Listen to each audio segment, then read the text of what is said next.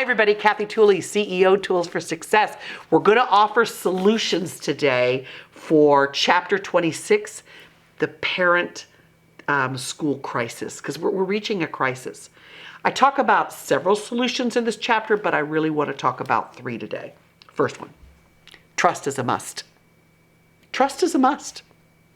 And what I mean by that is, I often think when I disagree with someone, what I know is I'm disagreeing with another human being who has a brain and is thinking differently than I am.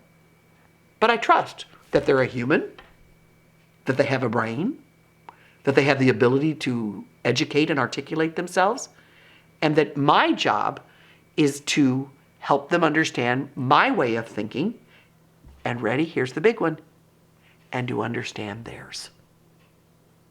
I may not like it, I may not agree with it, I may not think it was best, but as long as I trust that at the end of the day, educators and school administrators have your child's best interest at heart, while I disagree, I can walk away saying, I trust them.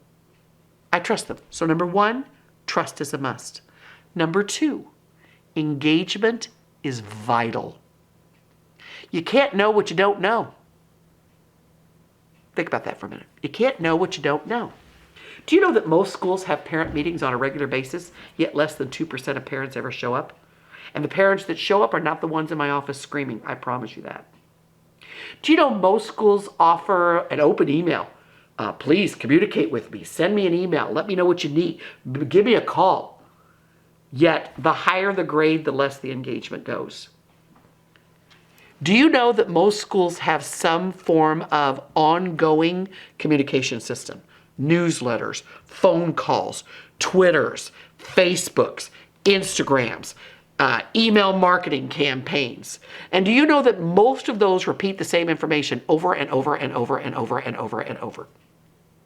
I'll never forget, I had a superintendent tell me one time, whenever you're sharing information with parents, know that you need to share it at least 7 times through at least 5 different modes of communication. You want me to repeat that? You need to share the same information at least 7 times through 5 modes of communication. Crazy. Schools have web pages now with all the calendars and events, all kinds of things going on. So if you don't know what's happening in your child's school, they didn't move, you did. It's you. I promise you it's you. So solution number 2 is engagement is vital. Get involved, know what's happening in your child's school. And then the third one I want to talk about for just a minute, and that is attacks are damaging. They are damaging. It always amazes me. My mom used to tell me this. When you have to yell or scream, it's all about you and not the person you're yelling or screaming at. And I remember as a child thinking, nah, sometimes people just need to be yelled at. And then as I got older, I thought, that's so true. When I'm yelling or screaming or attacking, I've lost control. And so what you're hearing, feeling, is frustration. Have you ever been yelled at, screamed at, or attacked? Are you really listening at what's being said anymore? Or are you like a turtle trying to get your head back? So most of us do as humans. Most people don't say, oh, this feels really good. Why don't you scream at me some more? I was just thinking, raise your voice louder. Raise your voice louder. I get the frustration. I get it. Remember, I've raised 3 children through school. And there were nights that I sat at that kitchen table thinking, I'm going to hurt that teacher. I'm just going to hurt her. But what I knew is I got to figure out how we can work together because they have my son or daughter in class. So attacks are never going to get you anywhere in solving that parent-school crisis.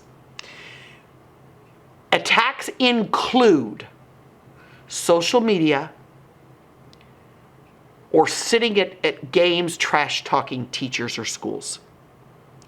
I will tell you that I know that I've always been a part of a solution on this one, and maybe it's because I'm in schools. But I've sat at those football games, my kids all played sports, and I would listen to a group of parents just filleting a teacher. And I'm telling you what I turned around and said. Does the teacher know that you're trash talking them right now?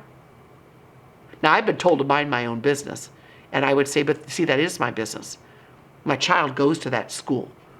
And I wonder if you're talking about that teacher here, where else you're trash talking this school, whom I happen to think is phenomenal. I don't send my children to trash. So I'm just questioning, not certainly attempting to attack. My question is, if you talk to that teacher, what good would it do? And I would say, can I help you with how to talk to a teacher? I have friends of mine, I have a lot of friends that call me and their child's had this, that, or the other happening at school. And they just take off onto a litany. Yeah, and you know what this teacher did, and you know what that school did, and blah, blah, blah. And I will say to them, have you talked to the teacher?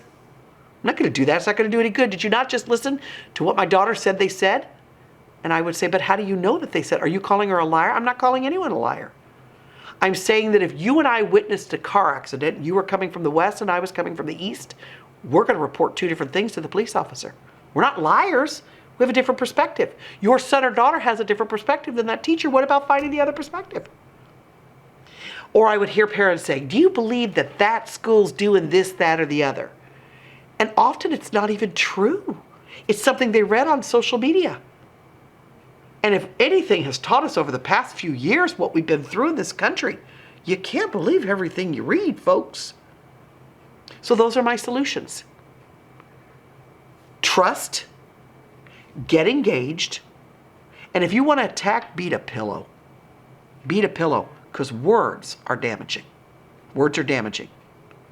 And the only other thing I'm going to leave you with attacks is this. If you've got a trash talk, go trash talk your child's school to a confidant or a friend. Never, never, never, never, never, never, never, never, never, never, never, never, never do it in front of your child.